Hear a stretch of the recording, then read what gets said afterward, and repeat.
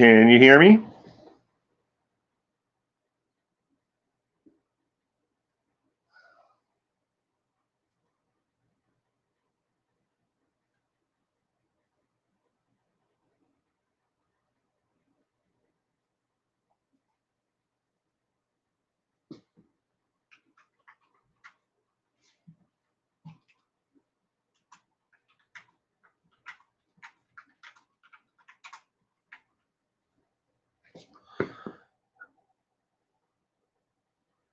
I have no idea why I did that. Loud and clear. Isn't that the most bizarre thing? I have no idea why I did that. I really don't.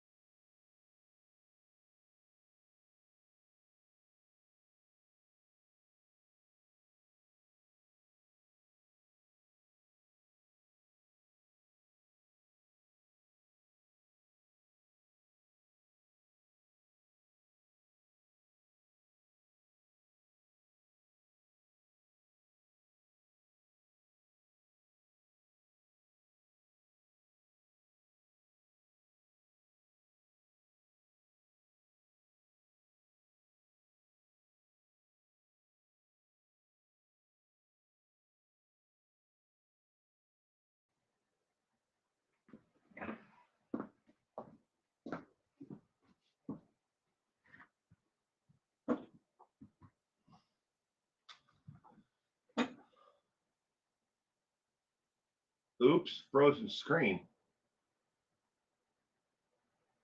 Now I'm frozen.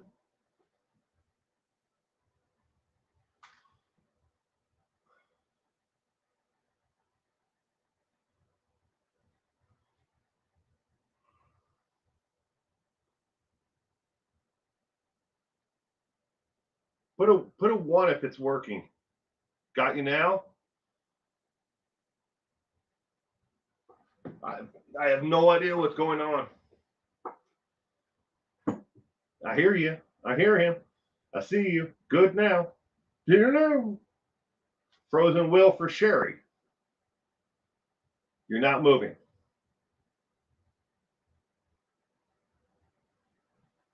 One, one, one, one, one.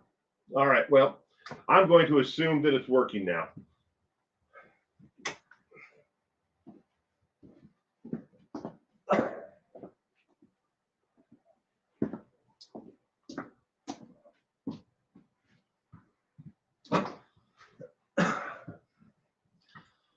My daddy told me there would be days like this.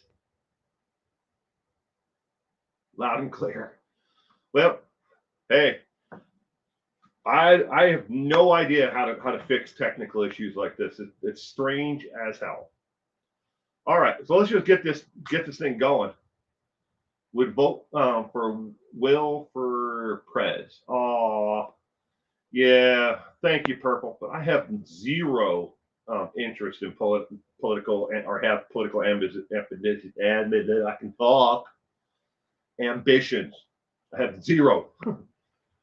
Politics is what divides people in this world, and that's I don't know how to tell people any other way than that. They want to divide and conquer. But let's get the trivia going. All right, True Crime Trivia. Tonight is episode 278. Yes, I know. Last week we had episode 288. I realized that I skipped episode 278. So we are going backwards in order to go forward. Yeah, get myself my little window here. Hello, Will in his little window. All right. Same rules apply as always before. We're playing for fun. No one is better at this than anyone else. Use a search engine, phone a friend, a lifeline, whoever you want. It is not cheating unless you decide it's cheating. Hateful or degrading remarks towards another person playing will get you removed. The 20 questions are all picked by me now. All questions and contents are the property of me and my actual studio, Delight Studios. That's my actual business and business license name. These questions are not exploitative of the families or the loved ones. They are for educational purposes only.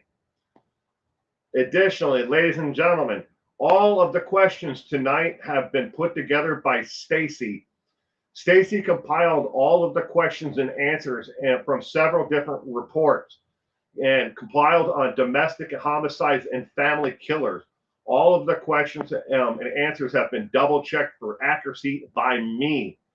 As per my agreement with Stacy and everyone who has helped me going forward from here on out, who has done the trivia questions for me, I have made the deal that I will give them 100% of all super chat, super thanks, or whatever that come in from them, along with PayPal donations.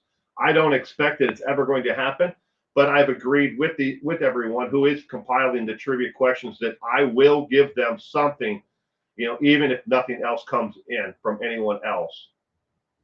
All right. And the reason why is because I believe that their hard work should be rewarded.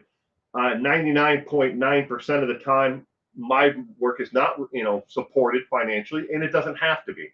But I believe that, the people who help and put these trivia questions together should be rewarded. That's my only, thing that I say, look, someone else is going to do the hard work. I should at least pay for it. But I appreciate what Stacy did here as well. But all the questions are done by her. All right. This is a little description you should see about on your screen now about what the domestic or deeply disturbing. I want you to remember and keep in mind that a lot of lives are destroyed, around not only the family killer and their extended family members that they kill in their immediate family, but it affects a lot of other people outside of it. One of the biggest causes also of family murders are family breakup and child custody issues. Additionally, following traits and factors are often contributed to mentality of the family annihilator. People who kill their entire families, like Christopher Watts, as an example. Domestic abuse, financial trouble, sexual addiction and possessiveness, difficulties maintaining employment, mental illness, substance misuse and addiction, and highly possessive and controlling of the entire family. Those are just some of the additional traits when it comes to a family annihilator. Question number 1 is now on your screen. And while you're reading the question on the screen, let me say hello to Kitiku, Rykart, and other people who have joined. I'm sorry that I'm a little bit behind on saying hello to everybody. Had a little bit of technical difficulties there. Sal, good evening. Steph as well. Welcome to tonight's trivia night. Sorry for the delay there, everyone. But the first question on the screen is, in the year 1987, we witnessed the largest familial side murders ever recorded. How many members of Ronald Gene Simmons' family died? Was it A, 8, B, 10, C, 13, or D, 16? Barking pumpkin. I think that's what it says. Yeah, barking. Good evening and welcome to tonight's trivia. I hope you had a warm and safe weekend. Thank you for joining us tonight. A, B, C, or D? How many members of Ronald Gene Simmons' family died in his homicidal rage upon his family? Kitty Kid's going with D, question mark, question mark. Twyla D. Eddie Haskell. Good evening, Eddie, and welcome to tonight's trivia. I hope you had a pleasant weekend and you were able to stay safe and warm. Steph is going with C because barking pumpkin seems confident.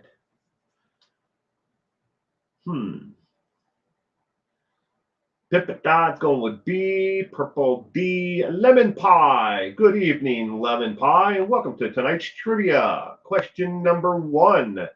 Lemon pie is going with D, 16. Brittany, welcome to tonight's trivia. I hope you were able to stay safe and warm, and I'm welcoming you to tonight's trivia. Question number 1, the correct answer is D as in dog, 16. 16 members of his family were shot and killed. 2 of them did not die right away, but all together, because of the wounds and everything else, for those who did survive the initial shooting, they died afterwards, bringing the total to 16. Technically, Barking Pumpkin would be correct with 13 who died immediately at the home, but the 2 additional died in the hospital and 1 died while being transported from one hospital to another, and they were in critical care. They died on arrival to the second hospital. 16 is the actual real answer to question number 1. So I guess I could have, I could give you both, credit for either C or D. How many members of Ronald families died? 16 to total, but 13 died at the one scene. Question number 2. From 1914 to 2014, which state in the U.S. had the most cases of familicide in the country? Again, familicide is where one member of the family, either a husband, a wife, an uncle, aunt, someone as an adult, wipes out the entire family, immediate family, or anyone who lives within the home. Was it A, Indiana, B, Iowa, C, Wisconsin, or D, Ohio? Which state had the most familicides in that 100-year span from 1914 to 2014? And you may be surprised by the total number of familicides in this actual state. Inner Peace is going with E, a state of confusion. Eddie Haskell, D. Kitty Q is going with D. Lemon Pie is going with B. Gemma is going with B. Sal's going with A. D, maybe says Rihanna. How many? Which state? First, let's figure out how many there have been, and then what was the total number? You may be surprised by the total number. Steph is going with D. Barking Pumpkin is going with A. Lemon Pie, E. Mayberry. What little crime there was in Mayberry wasn't a whole lot. Man, I wish they made television like that nowadays. Andy Griffin Show. I wish they made television shows like that. I have to screen everything that my son watches before he watches it. Purple's going with D. B. No clue. No clue at all. All right. Question number 2. From 1914 to 2014, which state in the United States had the most familicide? The correct answer is B as in boy, Iowa. There were 10 cases in that 100 years of familicide. 10 cases where one member of the family killed every single member of their immediate household or anyone else who lived within their immediate household. In 3 of those 10 cases, they killed someone who wasn't even a member of their family, but they resided within their actual home. All these cases happened in Iowa, 10 of them. Now, you may be wondering, how many happened in Ohio, Wisconsin, and Indiana? Wisconsin is number 2 on the list with 9. Iowa, 8. Indiana, 8. And that 100-year period between 1914 and 2014. That is a lot. In case you're wondering of the total number of people who lost their lives in all of these familicide cases during that time period, the total is 56 people lost their lives. 56. All right, question number 3. Loss of employment, money problems are the number one reason killers who target their family said they did it. What was the number two reason? Was it A, adultery or perceived adultery? B, religious differences or lack of faith? C, alcoholism or drugs? Or D, mountain lion jealousy?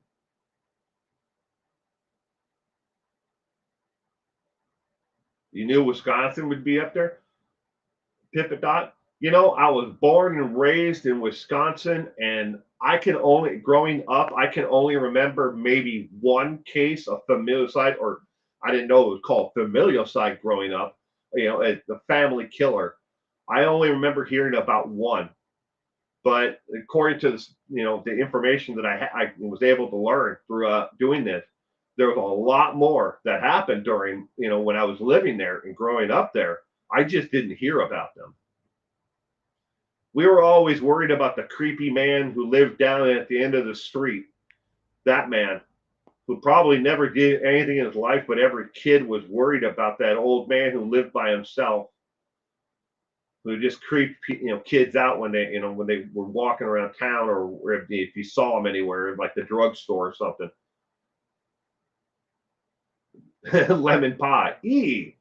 Pineapple on pizza, man. That's why they killed their family. D, of course, Barry Morphew fever, says Reichart.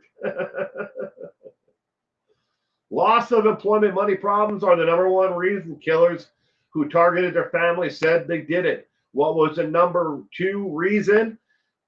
Question number three. The correct answer is A as in apple, adultery or perceived adultery.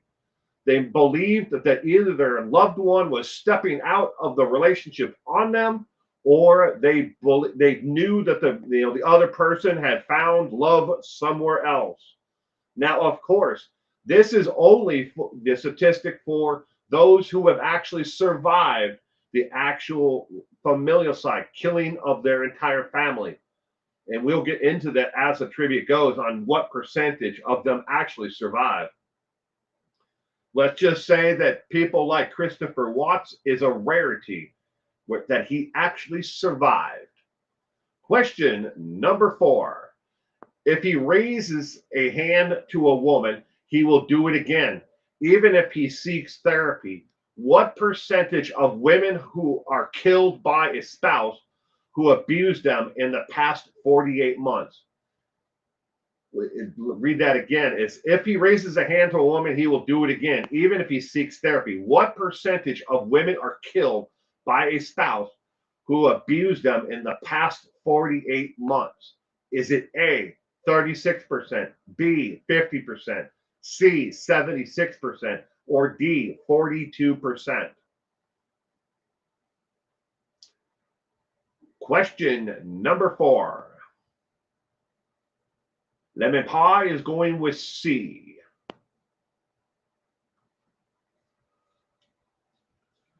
Ooh, purple. Yeah. Kitty Q's going with D. Rihanna, D. Sal, C. Record, B. Gemma, B. Inner Peas, E. 100%. Barking Pumpkin, C. Steph, D. Twyla, D. Eddie is going with D as well. If he raises a hand to a woman, he will do it again, even if he seeks therapy. What percentage of women are killed by a spouse who abused them in the past 48 months?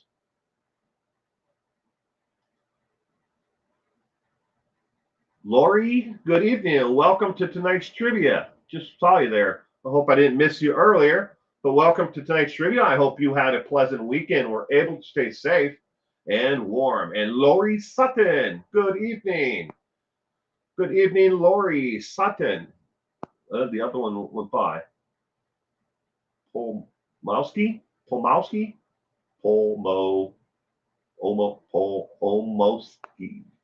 I'm probably butchering the crap out of that, and I am definitely sorry. Question number four. Sherry is going with D, 42%. Lori and Lori. Say hello to the Lori and the Lori. Yep. Gotta get out ASAP. If he raises a hand to a woman, he will do it again, even if he seeks therapy. What percentage of women are killed by a spouse who abused them in the past 48 months? The correct answer, ladies and gentlemen, is C as in cat. C as in cat. All right, so you may be wondering about the statistics around this. According to the United States government statistics on domestic violence, 76% of all women who have been abused physically in the last 48 months by their abuser end up getting killed by that abuser. In the last 48 months. If he raised his hand and he hit him, he is more likely to kill him, 76%. Even if he seeks therapy, he raises a hand to you, get the hell away. He obviously does not care. Question number 5. Where did Christian Longo go to have a few beers, pay for sex with underage women, and eventually get arrested for killing his family? Was it A, Brazil, B, Thailand, C, New York, or D, Mexico? Christian Longo, where did he go to have a few beers, pay for sex, and eventually get caught?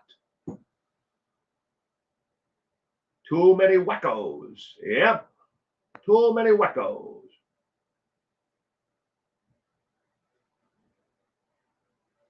Laura's going with B. Sal's going with D. Kitty2 going with B. Christian Longo. In case you're not familiar with him, this is out of the state of Oregon. Christian Longo.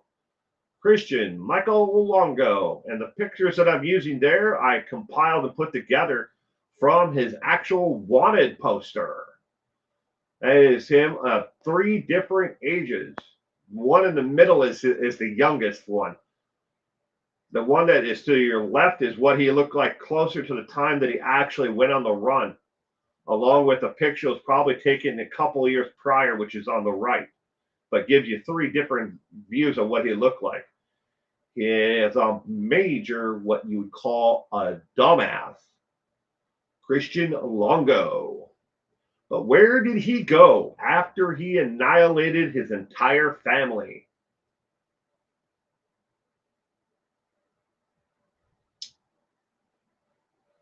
We got D's and B's, and Sherry's just locked in with the D. Where did Christian Longo go to have a few beers, pay for sex with underage women, and eventually get arrested for killing his family? Question number 5. Ladies and gentlemen, the correct answer is D as in dog. Twyla in at the last second there. He went to Mexico. He was arrested in Cancun, Mexico. Cancun is where he was caught. But before they caught him, he actually he was caught south of there. He went on the run. They were in Cancun to arrest him, but they actually caught him in a small village not too far away, trying to hide again. But there was no hiding after that point. They knew where he was, and they know how he left there. They're like, oh, he got on that transport bus. Oh, okay, we'll just go to where the next stop is, and voila, the only white man in that village. Huh, I wonder who that is. But he skipped off to Mexico. Question number 6. In 1982, Bruce Blackman tried to kill his entire family. He was successful at killing most of them. He didn't do it because of the lack of money. So why then? Was it A, the neighbor's cat told him to do it? B, the Bible told him verbally to do it? C, a bowl of Cheerios told him to? Or D, Chad Daybell told him to? 1982, Bruce Blackman tried to kill his entire family. He was successful at killing most of them. He didn't do it because of lack of money. So why did he do it?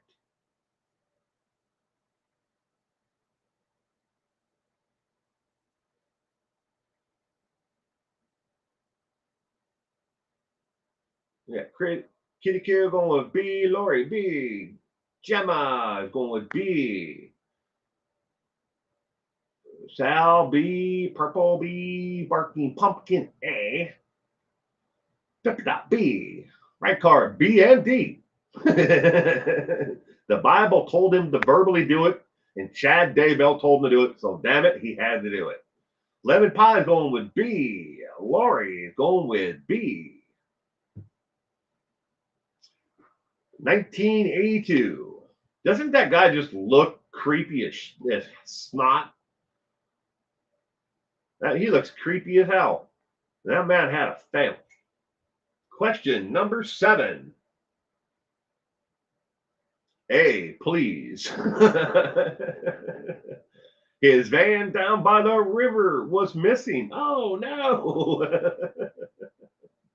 Eddie Haskell's going with A. Steph going with A, please. The neighbor's cat told him to do it.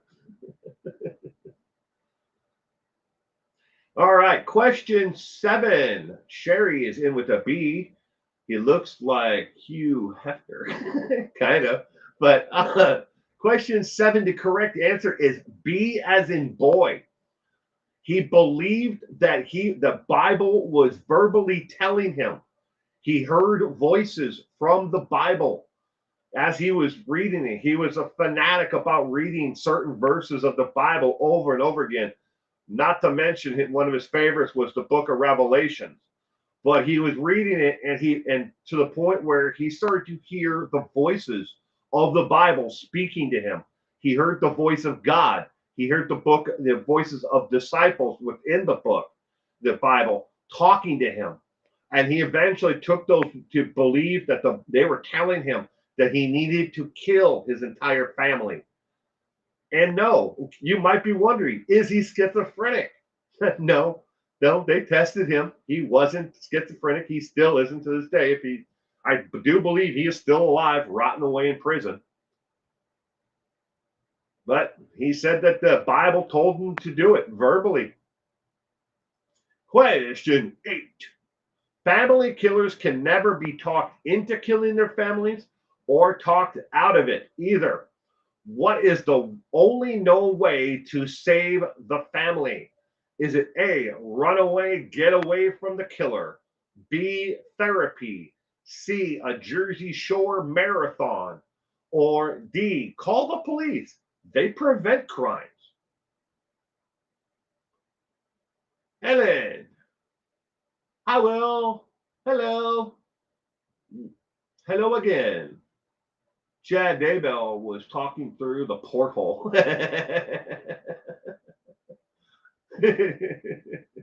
Steph's going with A. Gemma is going with A. Right card A. Twyla D. Rihanna is going with A as well. Lemon Pie, Sal, and Lane are going with A. Lemon Pie is going with A and C. Call the police, they prevent crimes, and run away. Get away from the killer. Keep the Q. A.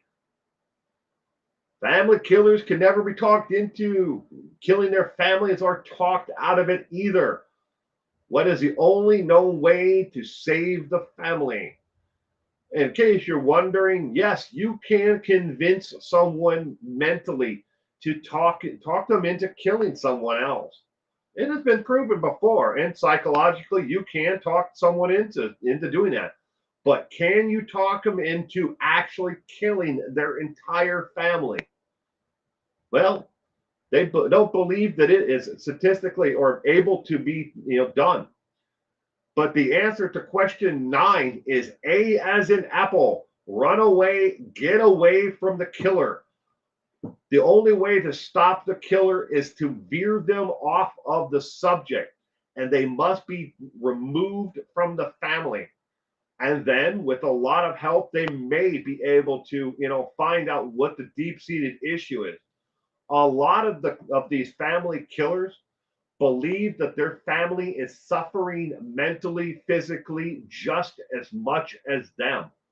So if they believe that they are being ridiculed and underappreciated, or if the world or the government or whatever it might be is coming for the killer or persecuting the killer for whatever belief it is, they believe that their family is suffering just as much as them, if not more. So the only way to get away from and survive the actual family killer is to get the hell away, and then hope that there is intervention for the actual person who's going to kill the family. How do you do that if you don't know they're going to kill them? You don't. And that's the one thing that scares the hell out of people about this. And this is why it happens so often. We don't find out about it until later on. And a lot of these familial side cases don't ever make the news. Or you hear about what they a murder suicide and they killed all of the kids, or something along that line is how they're passed along. But when you dig into it deeper, there is no actual murder suicide. It's just it's a murder, one person murdering the family, and then they commit suicide. So we never find out what the true motive behind it all is. But you have to spend a lot of time digging through it all, the circumstances and what's happened in the past to actually have any information about the case at all. That's not my job. I'm just here to report to you what they found in the studies about it, though. All right, question number 10. The Wesson family murders. Marcus Wesson shot and killed 9 of the 20 members of his cult family. What was found in the living room? What was found in the living room? Was it A, 2 antique coffins, B, 1 antique coffin and an electric chair, C, 10 empty antique coffins, or D, Marcus Wesson in the electric chair? The Wesson family murders. Marcus Wesson shot and killed 9 of the 20 members of his cult family. What was found in the living room, though? What was found in the living room? I need to drink some water. My throat is getting scratchy. Ah! I spilled it. Anybody bring a napkin? Use my shirt sleeve. Spilled water.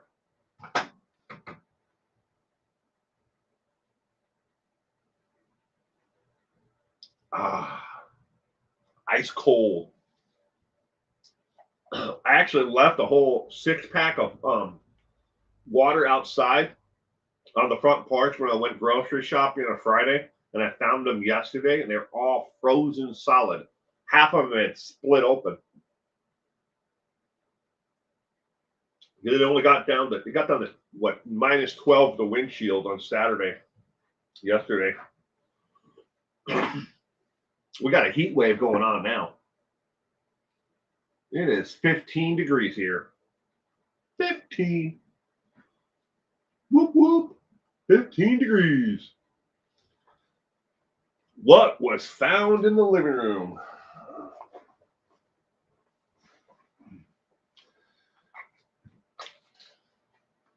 Smoke them if you got them, ladies and gentlemen. Smoke them if you got them. Because I'm going to.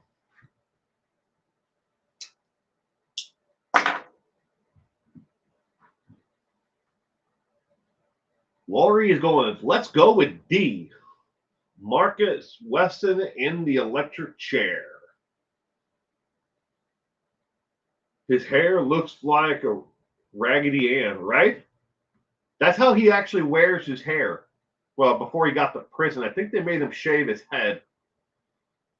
But what was in the living room the day they found out that he murdered his family, 9 of his 20 members of his family?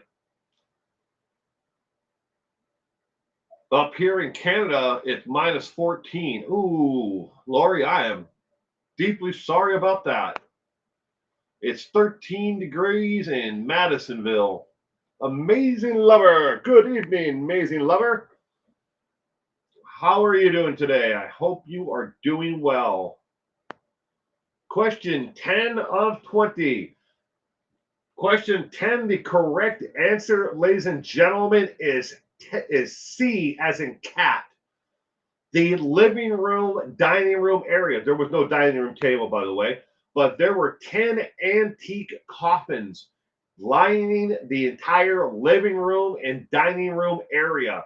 And these were, some of them were coffins for children, and some of them were for adults, like a full-size coffin, but they're antique coffins. None of the neighbors ever saw them carrying these things in, but they brought them all in. They had a plan to die, and like a doomsday prophecy. Now, there was a lot of rumors about that Marcus Weston had inappropriate relationships with his daughters, because several of his daughters all became pregnant at the same time, but they were never able to really interview the daughters because he killed them all. Yes, but they didn't want to go into the deep like dark secrets of this group. But they call them a cult now, but back then they didn't. They just called them a familial side family homicide. Cement Shoes, sorry to be late. Oh, well, you're okay, Cement Shoes. We are now on break, ladies and gentlemen. Every night it's Sunday when we do these, we do 10 questions and then we take a 6-minute break. So enjoy, a 6-minute break. Go get something to drink, something to eat. Do whatever you need to do for the next 6 minutes. But watch out for mountain lions. They're sneaky, big little suckers, and they can travel great distances in Yugos if they have a driver who is smoking meth. Revelation for the day is only a blind mouse born blind will be eaten by their mother.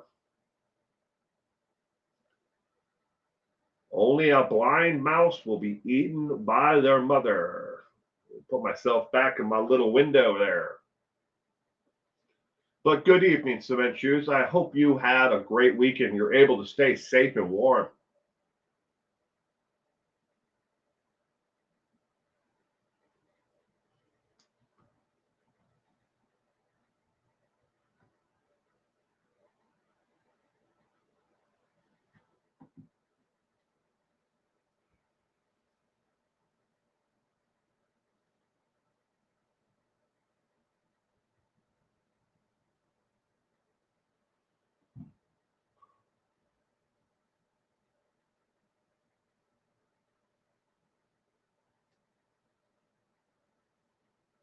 I hope you're not a Cowboys fan.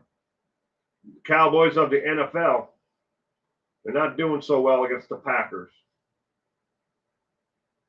It's in the fourth quarter now, in case you're wondering, not watching it.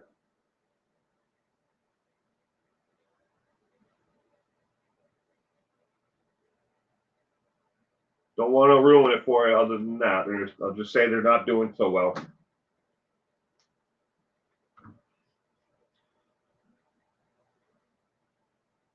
You're in 38 degree of Victoria,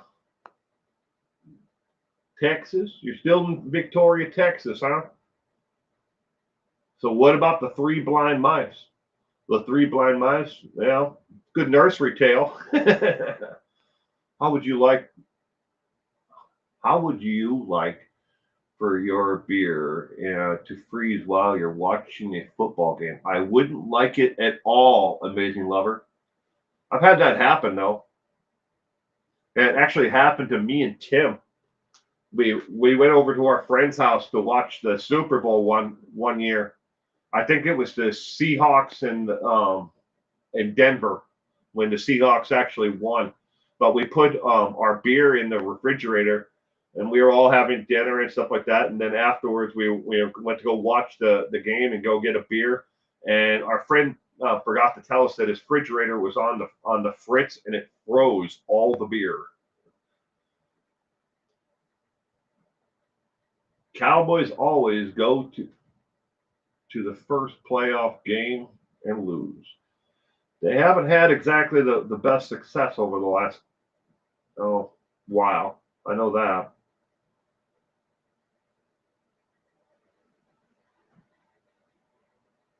It's 27 degrees here now. Woke up to 11 degrees this morning. Well, it's definitely warmer where you are, Purple, than here. Because I'm down in kind of like the valley right now, but it's 14 degrees here right now. So I'd much rather be where you are, Purple. 14 degrees where I am. That is so shitty, XD.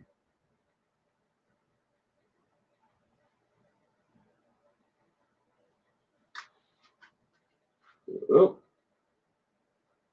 Yeah. We'll give it another 2 minutes. I accidentally clicked turn the timer off for the 6-minute break. I was trying to look at the weather app on my screen, and I accidentally turned the timer off. So we'll give it until 4:54. 8 degrees here right now where Sherry is. Well, I hope you're all able to stay warm. Kirikou, it's 12 here and snowing. Oh, we haven't gotten any more snow here, but kind of glad.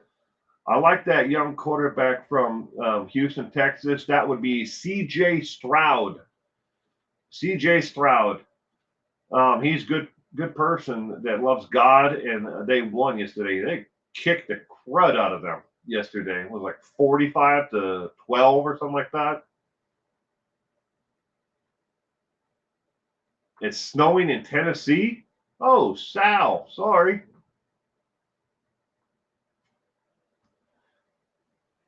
One more minute.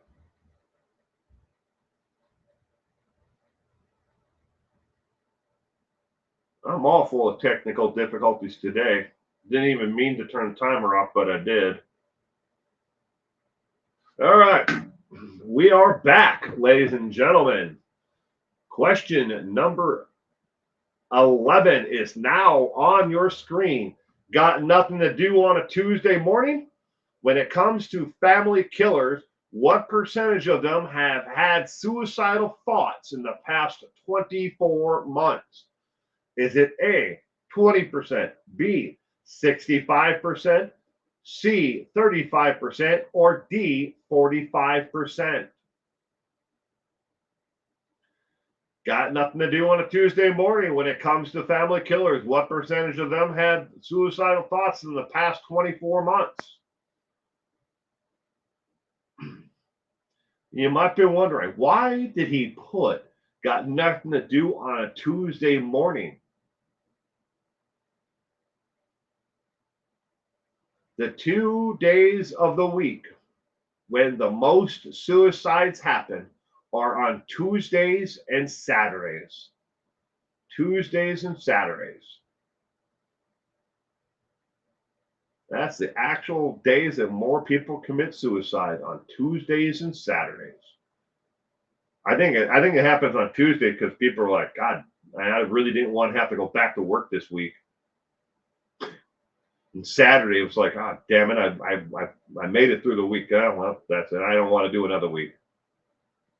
I'm making light of it, and I'm sorry for that, but Tuesdays and Saturdays are the 2 days of the week when more suicides happen.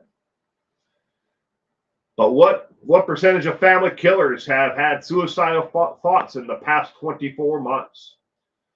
Weird. Why would make it through a Monday, right?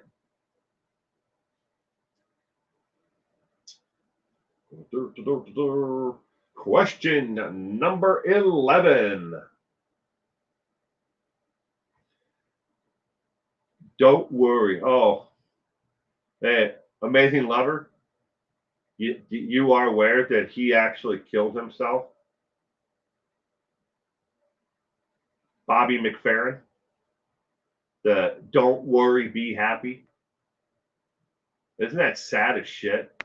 Sorry to have to say that, but in case you guys didn't know it, the guy who actually sang that song, with Robin Williams in it, and of course Robin Williams, we all know what happened there. But he actually, took his own life. Bobby McFerrin.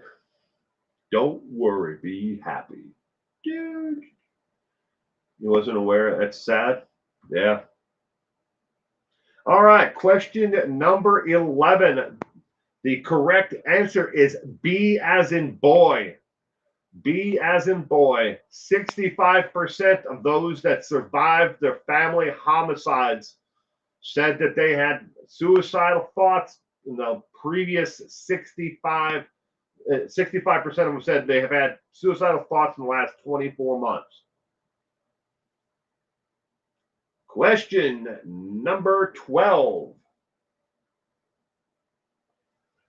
What U.S. state has conducted not one, but 6 state-funded studies on family annihilation, yet never came up with an answer on how to stop them? Was it A, Indiana, B, West Virginia, C, Ohio, or D, Wisconsin? What U.S. state has conducted not one, but 6 state-funded studies on family annihilation, yet never came up with an answer on how to stop them? In case you're wondering, this is a little side note of information for you, a little quinky-dink, side piece. The largest study of family annihilation was done by New Queensland University in Australia. They've studied family annihilations, which happen here in the United States more, an awful lot more than in Australia. But they've studied it more than anyone else, and they have the largest database on family annihilators.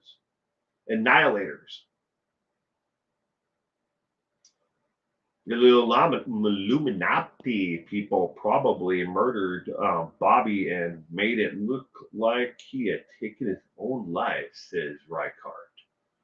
Do, do, do, do. You gotta watch out for the Illuminati. I wonder if they're in cahoots with the Knights Templar. Could be. But what U.S. state has conducted not one, but 6 state-funded studies on family annihilation, yet never came up with an answer on how to stop them? Question number 12.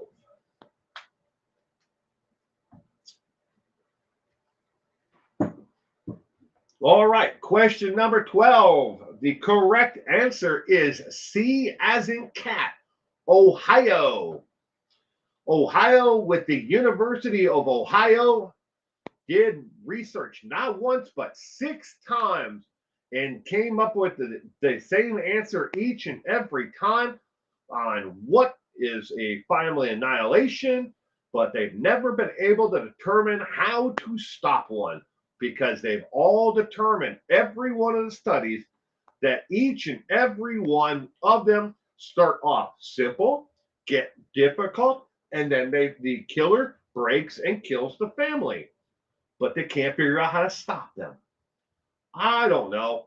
Let me just spitball here, since I'm not being paid to actually do the study. How about you offer psychological counseling for those who are close to, or if you find out that the person is going to harm their family, or likelihood that they would harm their family, you take away their ability to do that. Hey, look, I just solved it in less than a minute. But of course, the University of Ohio and the state of Ohio could not figure that out. They never came up with an answer on how to stop them. The Pope wiped them out on Friday, October 13th, 1307, says Amazing Lover. The Knights Templar are long dead, says Amazing Lover. All right, question number 13. What is the definition of an anomic killer? Is it A, a killer with atomic powers? B, kills over disappointment? C, kills over paranoid beliefs? Or D, kills over perceived family worth? What is the definition of an anomic killer?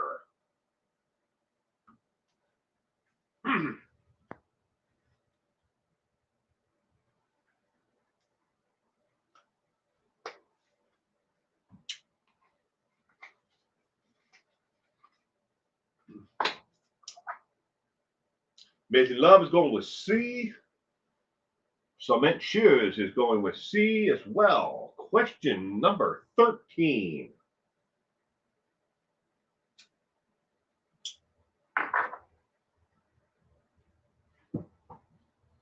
And he's going with C. Right card D. Lori is going with C.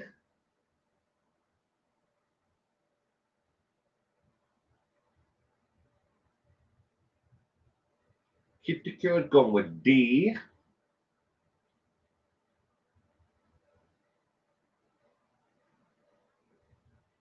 Twyla D. Rihanna C. Steph C. Question number 13. What is the definition of an anomic killer?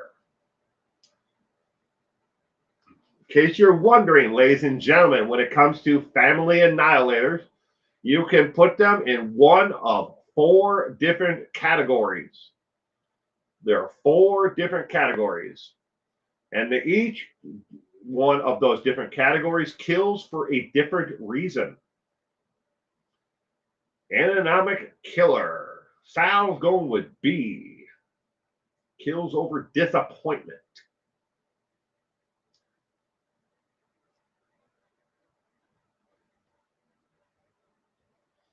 Pippa D.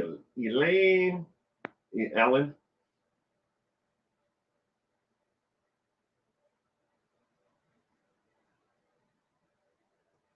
All right, question number 13. The correct answer is D as in dog. Kills over perceived family value and worth. Value and worth, or worth, as if the question is phrased, the answer is question there. Kills over perceived family worth. Value and worth. Question number 13 is D as in dog. Did you know? Nope, 14. Forgot about question 14. Who was the first victim to be killed by John List? Was it A, his mother, B, his wife Helen, or C, his daughter Patricia, or D, his son Frederick? Who was the first victim of John List? His mother, his wife, his daughter, or his son?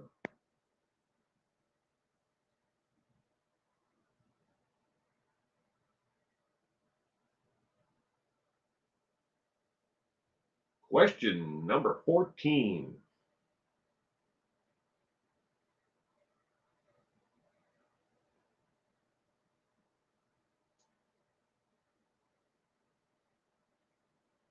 Rock Heart A, Twyla B, Sal B, Kitty Q B, Purple A.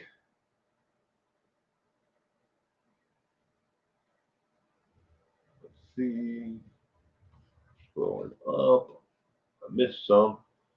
I was reading that. Oh, Cement Shoes is B. Amazing Lover. Be right back.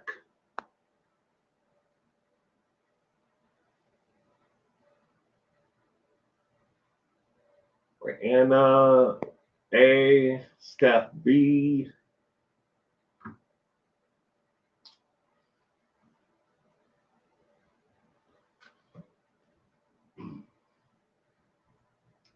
Who was the first victim killed by John List? John List, a very popular and well-studied and followed family annihilator, John List.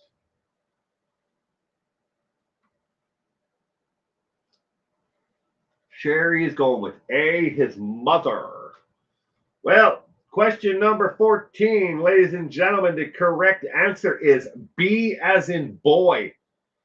His wife, Helen, was the first one he killed. And it went like this, in this order of homicide. His wife, Helen, was sitting at the kitchen table and having a cup of coffee. He shot her while she was having a cup of coffee in the back of her head. Then he calmly walked upstairs to the second floor where his mother was in bed still because she was pretty much bedridden. And he shot and killed her while she was in bed. Then he went downstairs and waited for his children to come home. He shot Patricia next, and then he killed Frederick. But Frederick wasn't the last one to be killed. He then went to the high school and watched his son play in a soccer match. He wasn't in high school, he was in middle school, but watched him actually in a soccer game and then killed him. Killed his entire family. Then he skipped on out of town, changed his name and everything about him, and was caught later on. John List just assumed a whole another identity in another town. Just randomly did this, or was that an argument? Did he just randomly do it? Reichardt, did John List he was like I think an accountant or a CPA or something like that at the time. He just was just sick and tired of his life. But one of the interesting things about the John List home was the skylight that was in that home was actually made by Tiffany. One of the few installations of like actual Tiffany sunlights, was actually in that house. Question number 15. After John List killed his wife, his mother, his daughter, and one son, what did he do before taking his son John home and killing him? Was it A, he went to Blockbuster? B, he filled the station wagon with gas? C, he took John out for ice cream? Or D, he ate 2 large fries and 1 cheeseburger?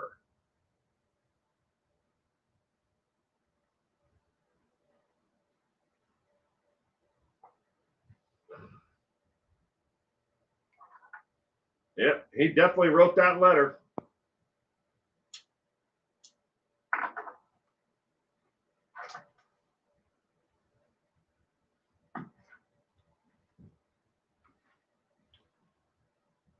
Lemon pie, purple, Kitty Q, all going with C, Steph C, Eddie Haskell B, Sal C, and Lori B. He eats like a mountain lion, says Pippa. After John List killed his wife, his mother, his daughter, and 1 son, what did he do before taking his son John home and killing him? Where Anna is going with B. Filled the station wagon with gas.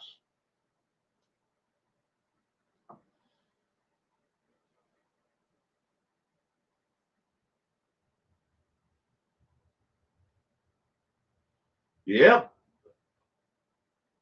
Yep. I don't think he planned it too much, though, right, Cart? It was just like, the depression and everything just got to a boiling point, and it was just like, that's it.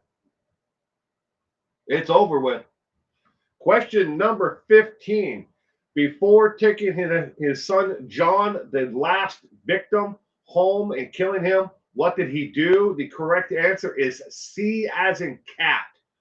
He took John out and they both got a vanilla ice cream cone after the soccer game. And then when they walked in the house, gym bag and everything, and his soccer equipment, shoes and stuff were right there inside the doorway, and he shot him, killed him right there in the living room. But he took him out for ice cream. Was it tax season? I don't know. I'd have to look that up right now. It may have been tax season. I don't know. All right, next question. Question number 16. After reporters and police left Christopher Watts at home for the day, after pleading for their safe return, what did he do next? Now, we're talking about the day he was standing on the porch and said he could wait for them to run on into the home and throw their arms around him and give him a hug, and he pleaded for their safe return. After the police and the reporters left that day, what did this sick son of a beep do next? Did he A, eat a chicken burger and called Nicole?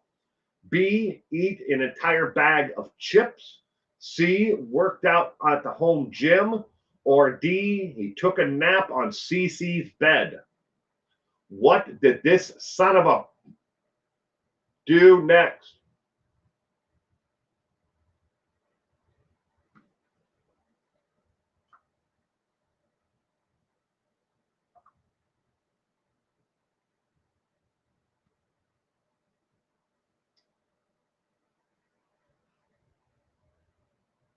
We got a lot of C's and a lot of A's.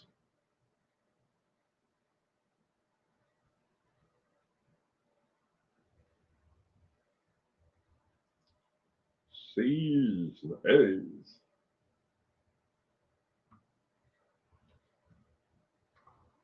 Question number 16. After reporters and police left Christopher Watts at home for the day, after pleading for their safe return, what did he do next? Question number 16 of 20. What did he do next? I stand by what I said the other day. Oh, he might have had chicken. They have him on the store's camera buying a chicken sandwich, says Reichart. Both A and D are what I think he would do. I went with A, says Kitty Coo. Question number 16. The correct answer is A as in apple.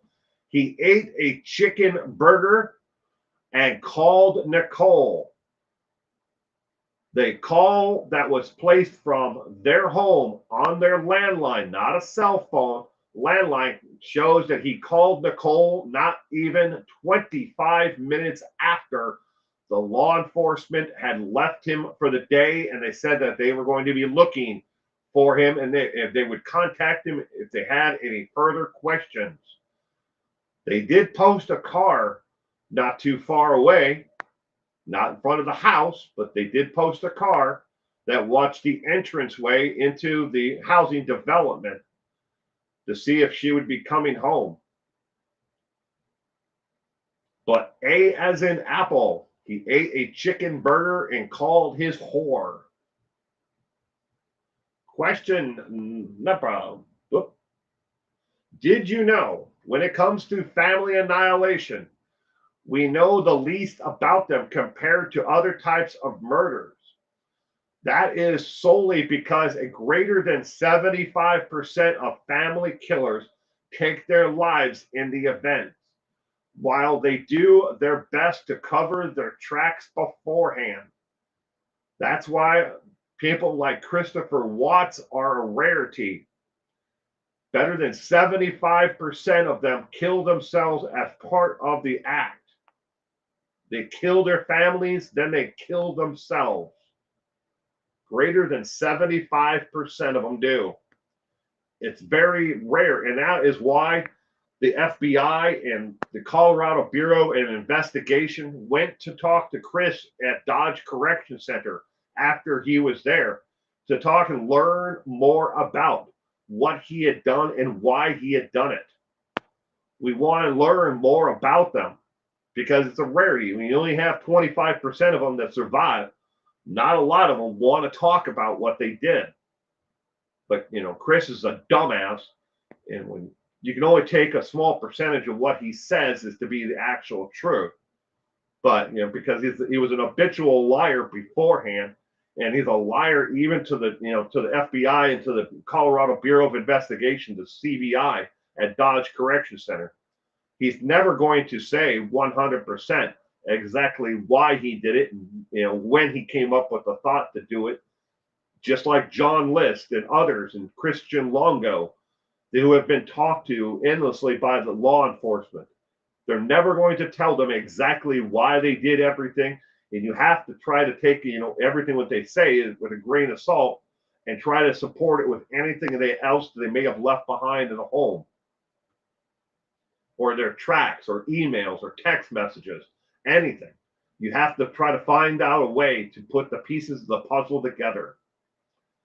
Louise, good evening, Louise, and welcome to tonight's trivia. Next, question number 17. Factually, how many calls did Chris Watts make after he reported his family missing before his arrest? And no, he didn't just call his whore. Was it A, he made 4 phone calls, B, 7 calls, C, 8 calls, or D, 144,000 calls? I'm surprised that 144,000 hasn't come up by the question number 17. I had faith in you people. Jeez. Why would he lie?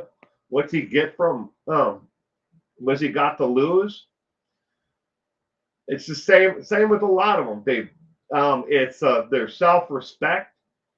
That they're at the same time, on top of it, Amazing Lover, they lie about it because they don't want to admit it, because they would have to open up that can of worms of why they did it. It's the same thing though. It's just like the school shooters. Why do they do it? They can tell you, well, these people made fun of me, they picked on me, whatever they'll tell you that what the obvious answers are. But why did you really do it? Get down to the the nit and gritty of it all. And there are people who are studying these people, and hopefully they're able to come up with a better answer. And there we go. Right car, 144,000 calls to Lori Vallow. Karen, good evening, Karen. I'm sorry if I missed you earlier, but I hope you had a wonderful weekend, and thank you for joining us tonight. How many calls? Actually, we know exactly how many calls now he made. We didn't know when the case was happening immediately, but through disclosure, a lot of the case has been sealed, and we'll never know about a lot of it. It has been sealed forever. But what do we know about his actual call history? How many phone calls did he actually make? Question number 17 of 20.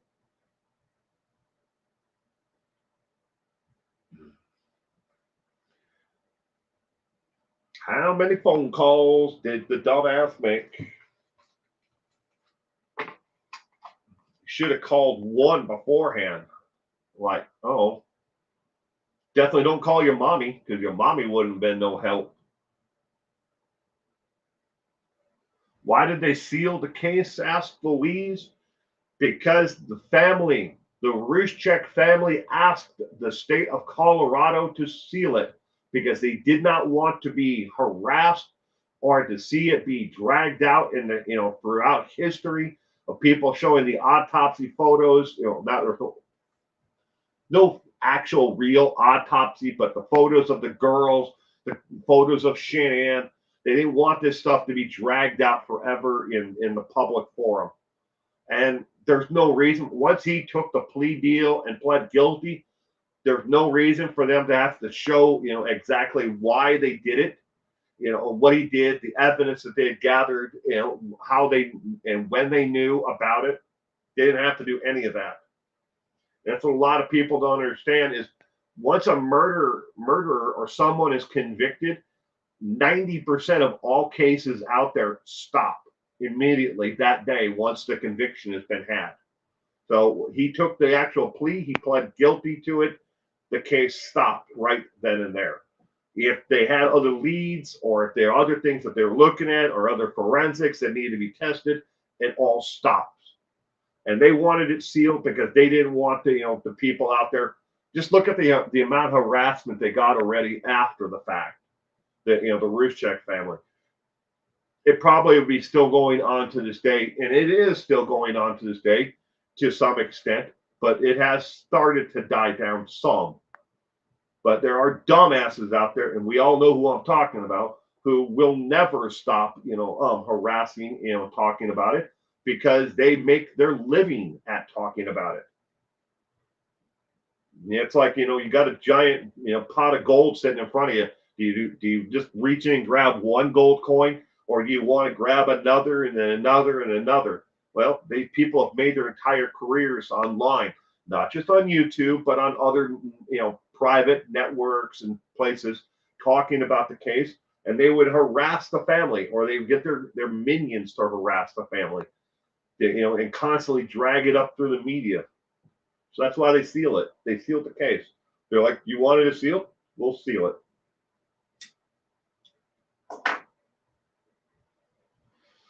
What if Chris Watts were to find a loophole and get out of prison? There isn't one, Amazing Lover, but okay, we'll go on. How much the danger would it be? Would he be in? How this could never happen, but I'm just wondering what if. Well, there is no loophole that he could actually get through. Even a first-year law student, who's completed law school can tell, and a lot of people out there have looked through this case forward and backwards. He has two avenues to appeal, and he always has from day one that he actually took the plea deal. One was a misjustice of a severe injustice by the actual courts itself, either tabulating his time wrong or violating his actual rights. That has been looked into forward and backwards, and he was of sound mind when he took the plea deal. So that plea deal and avenue to appeal is off the table. The second would be ineffective counsel by his actual court-appointed attorney at the time. And that has been looked at forward and backwards. Now, those are the only two avenues to appeal. So even if there was someone tomorrow afternoon who showed up and could prove that, they took video of how they did it all, Christopher Watts would die in prison and where he belongs. So there is no loophole for him. All right, next. Question number 18. WWE has erased John Bonnet from all records pretending he never existed. How many family members did he kill? Was it A, 8, B, 2, C, 6, or D, 3? WWE has erased John Bonnet from all records, pretending he never existed. All of his wins in the professional wrestling with WWE and before that, have all been granted to the other person. His belts and everything, they've erased his name from every bit of records, as if he never existed and the matches never happened.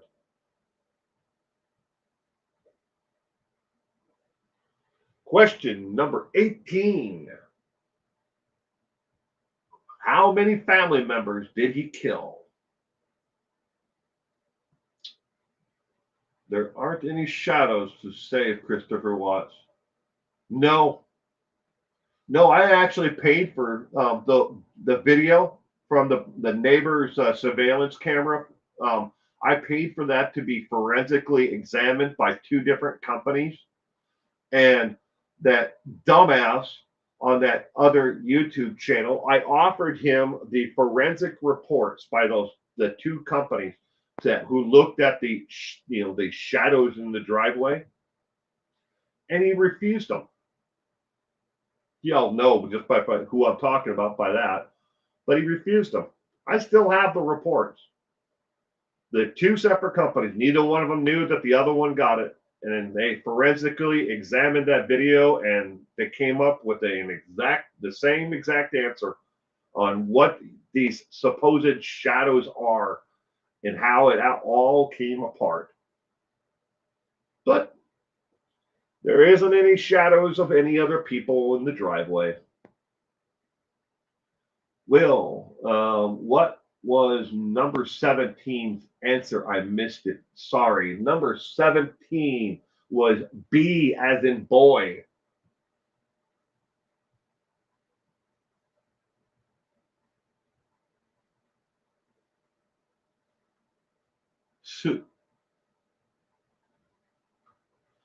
All right. Question 18. How many members of John Bonnett's family did he kill? The answer is B as in boy.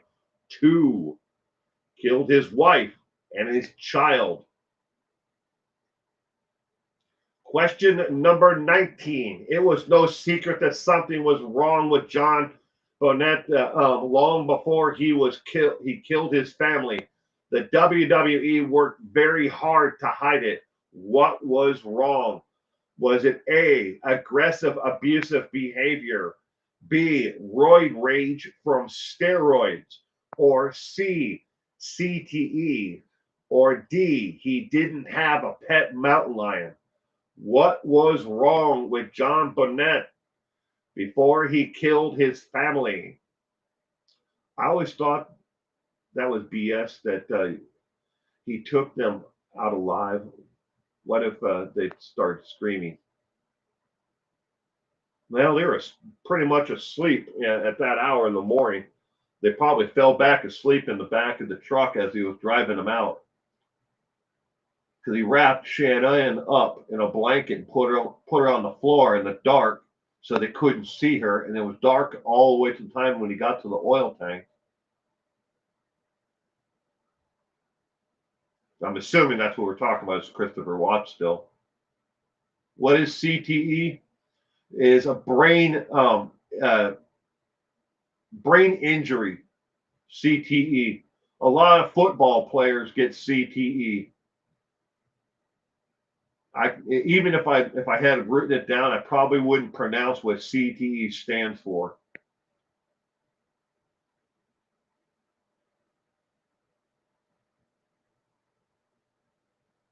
Yes, it is, Pippin Dot. It's when you get hit in the head.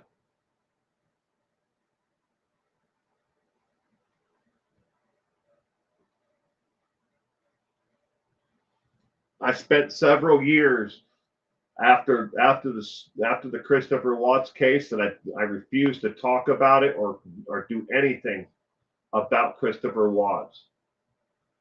The man disgusts me. Chronic traumatic, whatever, how you pronounce that, encephalopathy. Thank you, Smith Shoes, for putting that up there, but that's what CTE is. But how do you pronounce the third one? I know it's chronic traumatic encephal. Yeah, whatever, that thing. That's what CTE is. No more Christopher Watts videos. Amazing lover. I've done a couple of updates here and there as he's gotten his stuff stolen or he got in trouble for smuggling, shit.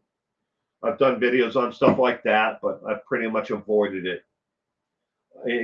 Believe me, a lot of requests have been, when I do an update on his mother's video, which I think has 700,000 views on her interview, or and stuff like that. But I try to stay away from it.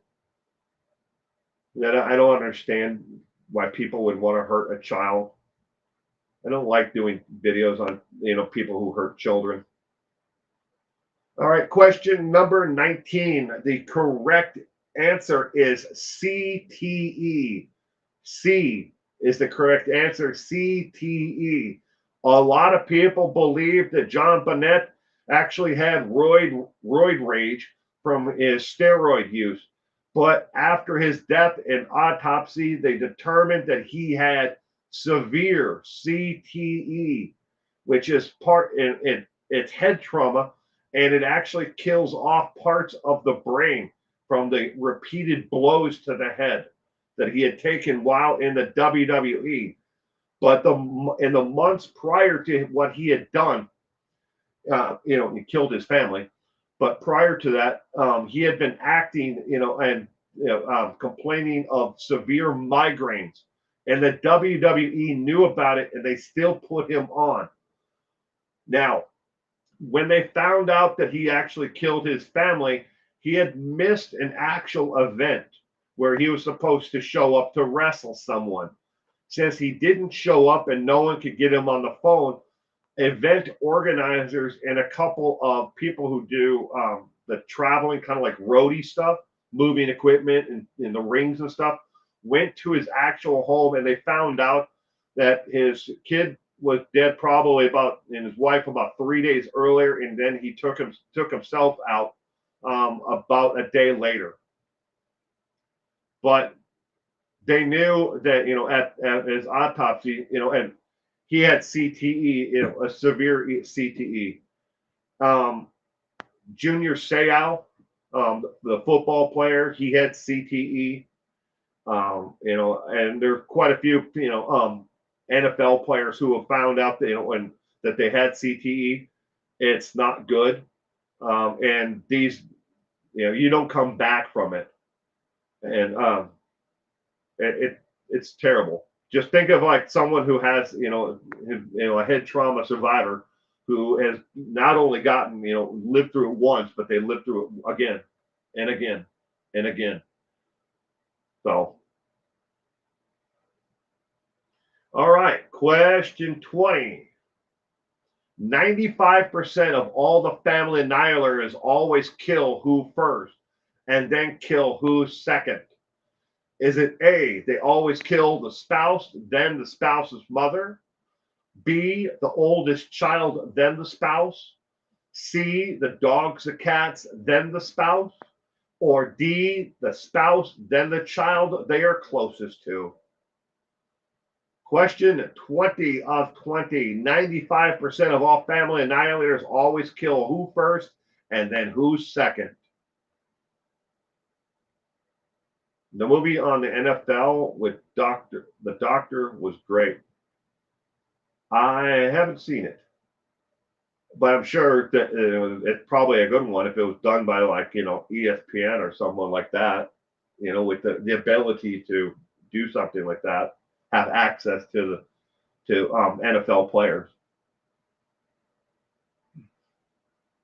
What's sad is you can be in the NFL, and if you're only in the NFL for like a couple of years, you are not in the NFL long enough, and then like you get a CTE, head trauma, concussion protocol, whatever, they kick you out of the NFL. If you're not in, I think you have to be in 4 years. If it used to be, I don't know if the players union actually got that ratified or not, but it used to be 4 years, and then you got medical benefits for life afterwards. But say you only lasted 2 years or a year in the NFL, and you have lifelong, issues after that, you have to sue the NFL to get medical coverage for what happened. But it's not just the NFL. I mean, their CTE shows up in soccer, baseball, shows up in any other contact sports. It shows up in rugby a lot. It shows up in cricket, where people get whacked in the head by the sticks. Concussion was the name of the movie with Will Smith.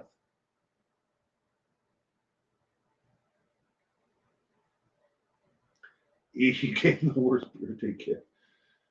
Question 20 of 20. Purple is going with A, B, C, D. I think you might be right there, Purple.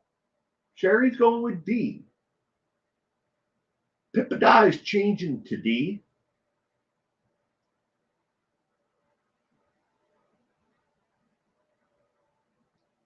All of them. All right, question 20 of 20. What is the correct answer? The correct answer is D, as in dog. They always kill the spouse first, and then the child that they are closest to. And the same thing goes for Christopher Watts. After he killed Shanann, he took out the daughter that he felt the closest to, that he had the closest relationship with. 95% follow the same pattern.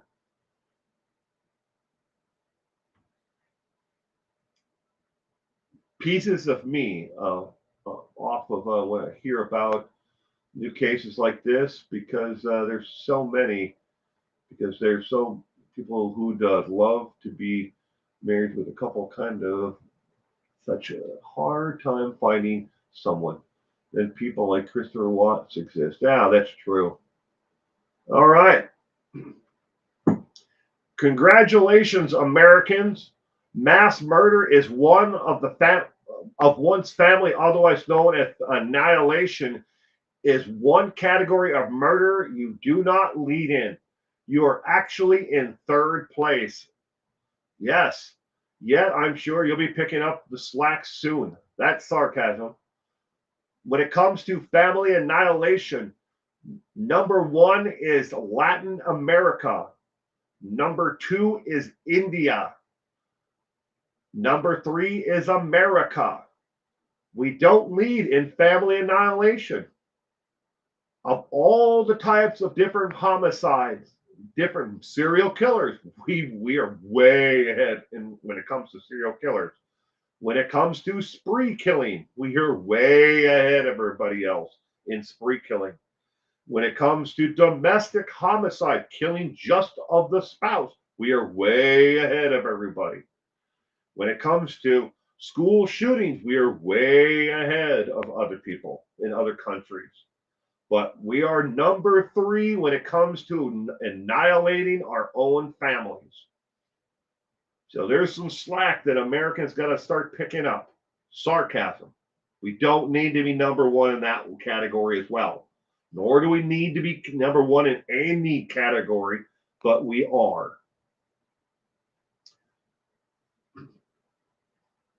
So how did you do tonight? This is completely optional. You do not have to give yourself a letter grade, A, B, C, D, or E, mountain lion taming expert. We are only playing for education and for fun. If you found an error in this, please email me the question that you believe that was wrong. You can email me at 411business@gmail.com. 411business. 41 now. 411 now business @gmail.com. We have a new feature that I'm adding to every single trivia night that is up next. Please do not take off yet. We are not done here. The option to give yourself a grade is there. Pippa Dot, I missed 3. Well, good. You did a lot better than I would have done. All right, of the 20 that were on tonight, that she put together, I knew exactly 11 of the 20 before I went through this by myself. I knew 11 of 20. So I would have gotten myself a B tonight. Much better than I would have gotten last week. Last week I only knew a couple. But this week I knew enough to sneak in barely as a B. All right. For every single trivia night for the rest of 2024, I'm now going to present you a cold case file. This is someone in real life who is missing and has been missing for some time. This is Heidi Marie Allen. She was last seen at the D&W gas station in New Haven, New York in 1994. This case has now gone cold to the point where they haven't had a solid, viable lead in some years. So I'm helping not only the Charlie Project, but I'm helping the law enforcement in these areas who are asking again for anyone who knows, who knew her then, who may have had a tip, back then about her. She has been missing since 4/3 of 1994 from New Haven, New York. She is listed as endangered missing, female, white, Caucasian, obviously. She was 18 years of age. The bottom lower picture shows what she looked like when she went missed. Well, the upper two are when she went missing. The lower one is a age enhanced rendering of what she would look like at the age of 48. Very few clues are known about her actual disappearance itself. Again, like I said, she is a Caucasian female with light brown hair and hazel blue eyes. Alan has a 1-inch scar on her right knee and a freckle type of birthmark between her buttocks. But you may not know that unless you're intimate with her, obviously. Her ears are pierced, at least they were in 1994, and she wears contact lenses and or eyeglasses. And back then she wore a kind of a Renaissance metal frame. In case you're not familiar with that actual style, you may look it up. But she disappeared from the D&W gas station in New York, New Haven, New York area in 1994. If you see her or know of anything, maybe you knew her then and there was something you remembered, after all these years, please contact the New Haven, New York Police Department, not Connecticut. But she has been missing for, since 1994. There is no evidence that any, Jane Doe has appeared anywhere in the United States that matches her description of birthmarks, of the freckles or the scar, nothing. And they've now completed the entire database where they have searched for it. And they also have DNA records from her family, familial DNA that they put into the system, and no matches of any Jane Doe matches the familial DNA. So she hasn't been buried somewhere and listed as someone else or a Jane Doe. Her body has never turned up, neither has she. Again, as a age enhanced rendering of her at what she would look like at the age of 48 in the lower corner. Next one.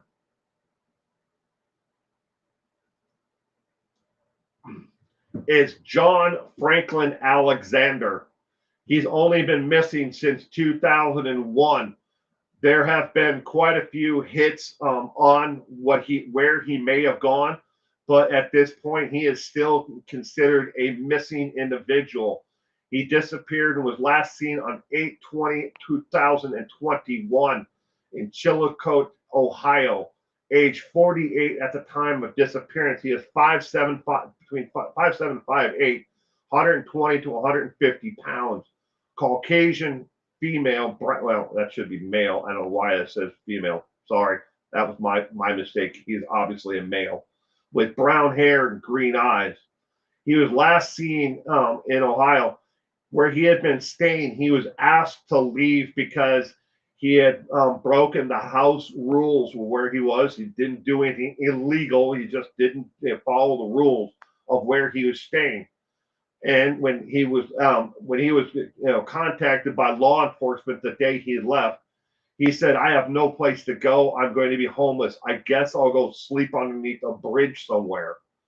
There is only one bridge that leads out of that area, and there's no place to sleep underneath the bridge itself. And he was in the daytime when he left, and he would have seen that there was no place for him to go underneath the one and only bridge. So he didn't actually go to sleep underneath the bridge. They do not know where he went. Now, there have been tips that he may have gone as and may have been in the Connecticut area. He also may be in the Pennsylvania area, but he is missing. Additionally, he has a benefits account. He receives Social Security disability, and for an injury to his leg, it's not, and his back. He is not mentally disabled, but he has been missing since 2021. We're now looking at 3 years, and in that time that he has been missing, no one has accessed his benefits account. His debit card has not been used, nothing.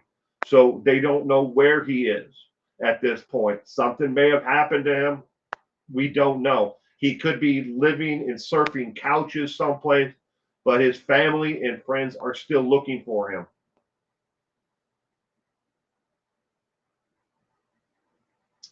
Do I know? Do I think that some of these people may have disappeared on purpose? Amazing Lover, it's always a possibility that some of these people may have vanished on purpose. They just don't want to be found. But again, not. I don't think that may be the case with John Franklin Alexander. But I do not think that's the case with the other one. But for every trivia night for the rest of the year, I'm going to be putting 2 of these cold case files together because I was talking with a friend of mine who not only is familiar with the Charlie Project, where if you want to look it up, the Charlie Project, it is the largest database of missing people from around the United States of over 15,000 individuals who are missing. And some of these are new, current, and some of them are old. Some of them are children, not young children, because they're on the Center for Missing and Exploited Children, but they are children under the age of 17, maybe 16, 15, 18 years of age when they disappeared. But there are over 15,000 people on the Charlie Project. But the individual I was talking with is in law enforcement and has worked in missing cases, cold cases for years. And not a lot of people are putting the word out there that these people are still missing.